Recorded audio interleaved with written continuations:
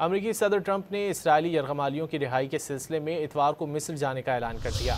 सदर Donald Trump ने white house में मीडिया से गुफ्तगू में कहा कि पीर या मंगल को यरगमालियों की रिहाई अमल में लाई जाएगी। इस सिलसिले में वो अपनी टीम के हमरा मिस्र जाएंगे। अमेरिकी सदर ने यह भी वाज़ेह किया कि किसी को भी गजा छोड़ने के लिए मजबूर नहीं किया जाएगा। ट्रंप ने गजा अमन मंसूबे को अपना बेहतरीन कारनामा बावर कराते हुए कहा कि इस डील से सिर्फ इसराइल ही नहीं बल्कि मुस्लिम दुनिया भी खुश है और ये बहुत बड़ा एजाज़ है। ट्रंप ने मुआहदा कराने में सऊदी अरब, मुत्तहदा अरब अमारात और कतर के किरदार को हैरत अंगेज़ करार दिया। अमेरिकी सदर ट्रंप ने इसराइली यरगमालियों की रिहाई के सिलसिले में इतवार को मिस्र जाने का ऐलान कर दिया। सदर डोनाल्ड ट्रंप ने व्हाइट हाउस में मीडिया से गुफ्तगू में कहा कि पीर या मंगल को यरगमालियों की रिहाई अमल में लाई जाएगी। इस सिलसिले में वो अपनी टीम के हमरा मिस्र जाएंगे। अमेरिकी सदर ने यह भी वाज़ेह किया कि किसी को भी गजा छोड़ने के लिए मजबूर नहीं किया जाएगा। ट्रंप ने गजा अमन मंसूबे को अपना बेहतरीन कारनामा बावर कराते हुए कहा कि इस डील से सिर्फ इसराइल ही नहीं बल्कि मुस्लिम दुनिया भी खुश है और ये बहुत बड़ा एजाज़ है।